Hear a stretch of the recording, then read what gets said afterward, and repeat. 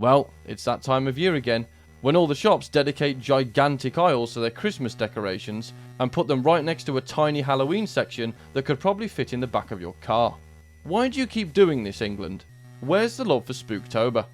Regardless of how my country celebrates its holidays though, we have a plethora of movies to watch this Halloween that will make us hide under the duvet until the first light of dawn breaks through the curtains.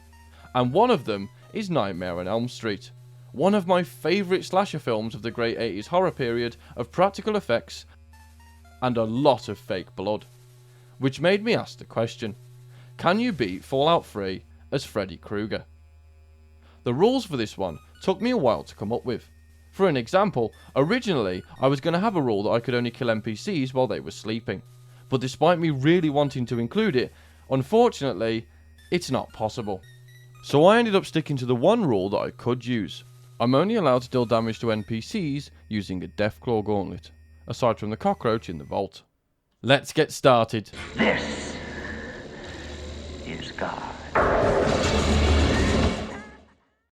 After making my character, I sought my specials. This time, I'm going for a build that focuses on melee and stealth. Not that I'm going to be doing much sneak in mind, but just in case an opportunity presents itself to do Mr. Sandman's job for him. After having a shitty birthday party, I shoot a giant cock and sort out my tag skills. Lockpick, melee weapons, and sneak. I could have taken repair, because Freddy's a janitor, but you can't repair the Deathclaw Gauntlet because Bethesda screwed the pooch. Basically, even if you have two of them, you won't be able to repair them because the game doesn't recognise the gauntlet on the list of repairable items. Way to go, Todd! After I beeline for the vault exit, and my eyes adjust to the UV radiation, I make a start on the preparation for the run. My first step is to head southwest to the F. Scott Trailing Campground to grab the schematic for the Deathclaw Gauntlet. As you can see, I'll need a few items to make one. I'll be picking most of these up shortly during my preparation. The Deathclaw hand though, is a bit of a trickier find, but more on that in a bit. Next I head to Tenpenny Tower to start the quest of the same name. On the way, I find some wonder glue inside a destroyed truck. Then when I arrive, I manage to talk my way in because I'm a gobshite. Then Chief Gusto wants me to eliminate some ghouls in the local area, so I'm off to the metro tunnels. Now, obviously I'm not going to attack the ghouls, not just because I don't have my Deathclaw Gauntlet yet, but also because if I side with them in this quest, I get the ghoul mask as a reward, which is really going to help my burnt dream demon chic. To get to them though, I have to sprint past their feral brothers and sisters with them clawing at my backside every step of the way. Eventually, I come face to face with Roy Phillips, who tasks me with getting the ghouls access to Tenpenny Tower so they can take over. So I head back over there, pickpocket the generator key from Gustavo, head inside and grab a leather belt and some fresh studs. Then I pick up a grenade from the Dunwich building and use it to blow up the generator to open the tunnel to the metro. Then Roy gives me the ghoul mask for a job well done. Look at that face. I would say it's one only a mother could love, but damn, I think even she would grimace at the sight of it. Now I need two more materials to make my weapon. The first being a medical brace that I half-inch from Lucky's, and the second being a Deathclaw hand. You can get one of these from the Trapper Shack at Point Lookout. So I head to Riverboat Landing and nick a ticket from Tobar. Once I arrive in Asmongold's backyard, I run straight for the Trapper Shack and head into the basement, which has a Deathclaw hand neatly placed inside the freezer. After I make my weapon, I use it to destroy the inbred spastics outside. Then I head back to the riverboat and catch a ride back to the capital wasteland.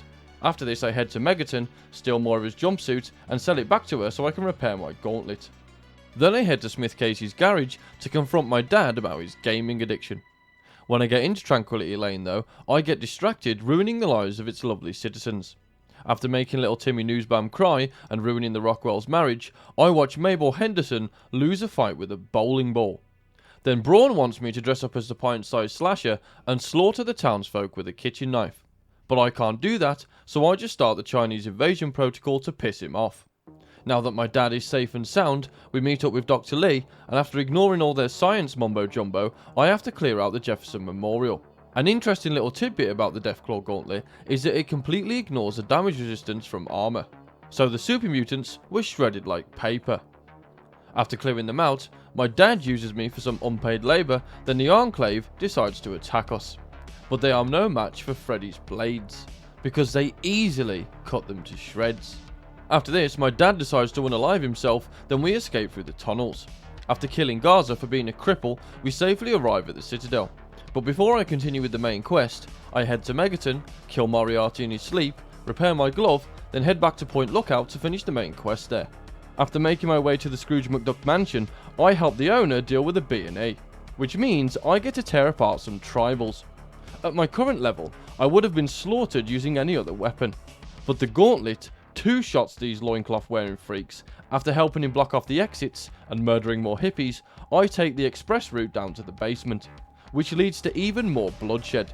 After blocking up the last entrance, me and Desmond hold down the fort as troves of them make one last push, but they are no match for my claws and Desmond's fast aim. Once the body count reaches close to triple digits, I have a chat with him, and he turns out to be an even bigger dickhead than me, which is no easy task. Then he sends me to join the Manson family as a double agent, but they won't let me in until I have an acid trip, which means I have to head through the sacred bog, and I have to slash, maul, slaughter and maim my way through an army of Mirelurks. Then in a twist of irony, I end up being the one having a nightmare. When I finally wake up, I find out that someone has taken some of my grey matter out, and if I'm honest, this impresses me more than anything because there wasn't a lot of it in there in the first place. After this, I return to the Manson mansion and Nadine reveals all their secrets to me, including the location of their leader. After she removes the scar on my head, I pop my hat back on and head off to have a chat with the big cheese. After traipsing through a dank cave, I find out that unlike the population of the UK, Jackson actually listens to what his brain tells him to do. Unfortunately for him though, this brain is called Professor Calvert, and he wants me to do his bidding instead, which I gladly accept because any decision that will ruin Desmond's day is a good one. After sending Jackson to the land of eternal nightmares, I return to Desmond to have a chat with him, and as usual, he just starts being a dickhead, and he gives me a signal jammer to shut Calvert up, but I decided to just throw it in a trash compactor. Then I head back to Desmond's mansion to watch it go up like Ireland in the 1970s.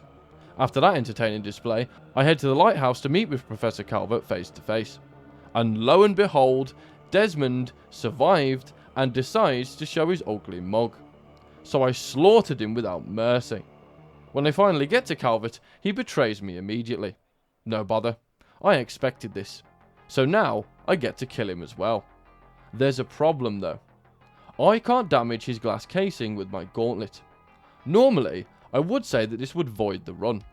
But luckily for me, Calvert isn't an NPC, and I can prove this. If you use no clip to go inside the tube where his brain is, you can find a bobblehead. This bobblehead is the thing that provides the dialogue scripts for Calvert's conversations, and bobbleheads are props, not NPCs. Therefore, I'm allowed to use other weapons, though I still have to use the claws for his robot bodyguards. Also, if you are all curious, Calvert's actual NPC character is inside this preservation shelter inside the walls in this building by the pier. You can't get into the shelter without using console commands, so unfortunately, I won't be able to kill him. After this, I head back to the riverboat, and Nadine tells me Tobar is the one that gave me unlicensed brain surgery. So I chopped off the hand that performed the heinous act. After taking my brain back, I head back to the Great American Shit Show. After repairing my gauntlet, I have to fetch a Gek. At first, I tried to get into Vault 87 directly, but apparently, Freddy isn't immune to radiation, which means I have to head through Little Lamplight. Luckily though, I managed to pass a speech check, which I'm glad of, because I really can't be asked to help these little shits rescue their friends from Paradise Falls. After making the caverns run red with the blood of some filthy mutants, the chaos continues inside the vault. This place is full to the brim with them, and every single one of these Shrek lookalikes gets chopped down to size. Once I set the fire alarm off, I force Forks to get the Gek for me, then I get captured by the Enclave. After making their armor look like it's made of cosplay foam, I convince the president to pop his own clogs, and take the modified FEV virus. After I escape, I watch the compound light up like Christmas, then I repair my gauntlet. And before me and the Brotherhood make one last stand against them, I have one last thing to do. Reducing Megaton to a pile of radioactive ash.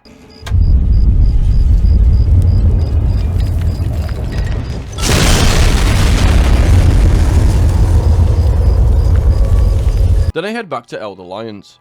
which as usual ends up with me following an Autobot for 5 minutes as he annihilates some fascists. Then inside the memorial, I rend Colonel Autumn's flesh from his bones, then insert the FEV virus into the console, and make Sarah activate the purifier. As the radiation fills the chamber, I watch on safely from the other side of the thick, radiation-proof glass.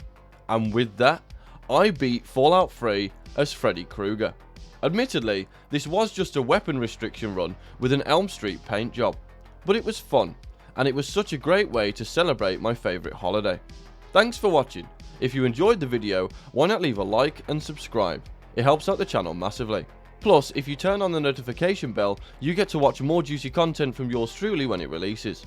I also have a Discord server. The link will be in the description and in my channel bio. If you want to support me further, consider joining as a channel member. You get early access to videos and a mention in them for being such a legend. If there's a specific video you want to see, or you just want to have a chat, drop a comment down below or message the Discord server. Have a happy Halloween, and I'll see you next time.